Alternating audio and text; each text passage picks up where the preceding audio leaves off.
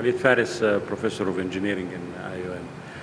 Actually, I have a question about how we translate the leadership of the Prophet ﷺ to the context of higher education.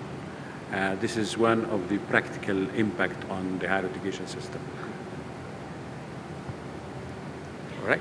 Yeah, thank you, Prof, for your question. How do we translate the compassion leadership model of Prophet Muhammad ﷺ into higher education, into education? I think that's one of the great things that we can do, because the Prophet himself is a murabbi. And nowadays, because of the what's happening in the world, in the social arena, in the political, I think we need spirituality, we need values, we need ethics. Because what we have today is, we have sophisticated scientific knowledge. We have artificial intelligence, we have sciences, we have technology, we have all these applications of knowledge and science. But on the other hand, we are having sophisticated and very dangerous kind of environmental issues, political issues, economic issues, wars. We have a lot of fierce competition issues. So how do we do the balancing? The Prophet Muhammad ﷺ gives us that formula of how spirituality and how values and ethics become driving force in balancing the life of the individual. Whether you are a leader in education or in politics or in economy or in society, always the power of values and ethics are needed. So Rasulullah SAW, when he teaches people humility or empathy or compassion or integrity or trustworthiness, or when he teaches them fairness and justice, or when he teaches them to be close to Allah, when he teaches them to be efficient, to be helpful to others, to be caring and serving, to be benefiting other people, to be insan salih, a good person, a good man.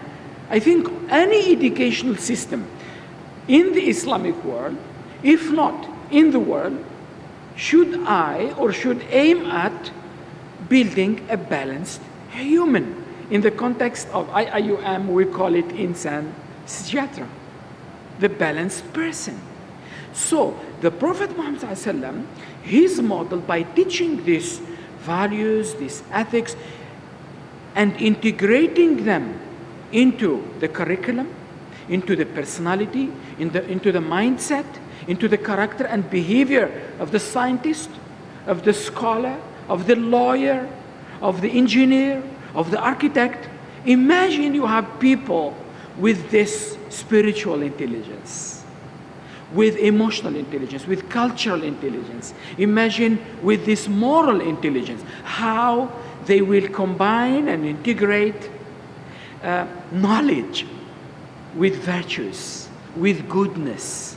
So I think our challenge is how our curriculum and co-curriculum translate this into actions, into applied values and ethics. So I think this is one of the ways that can be translated. Now, the translation, we should have an ecosystem where our scholars, our students, from early education to the universities, how much time, how much activities and programs are allocated to integrate the applied virtues and ethics and values into the personality and life of the student. We don't want to teach spirituality, values, and culture and ethics as theory, but what we do in life, what we do with our parents,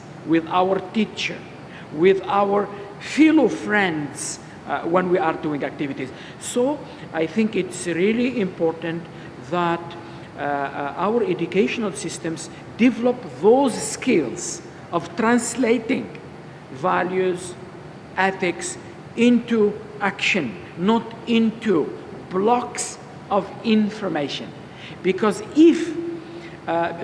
because the model of Rasulullah SAW, as we mentioned before, is not about memorizing the Quran.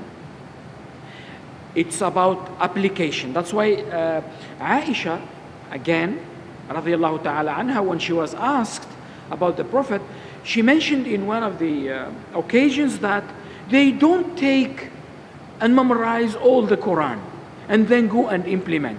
No, the approach of Islam is gradual, little by little, but focus and hitting the need of the person or of the student. He say, we will take few verses, we understand, we read them, memorize them, apply them, they become part of our mindset, culture, apply them, then we move to the second. That's why we created an environment of application, not environment of just memorize and you cannot translate.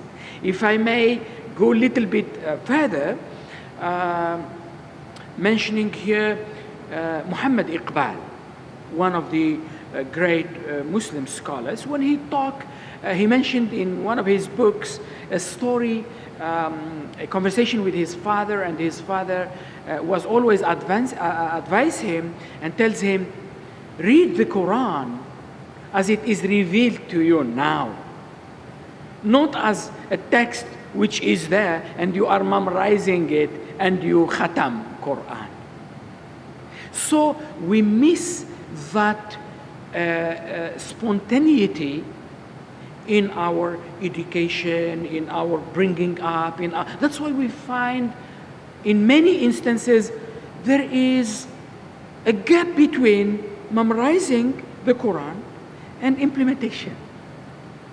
So I think that's one of the things that we address, but I really agree that this needs to happen. And if we don't implement this model at the level of education, then I think it will be really hard to translate it at the societal level, at the economic level, and other levels. So I think this is a general answer to your question.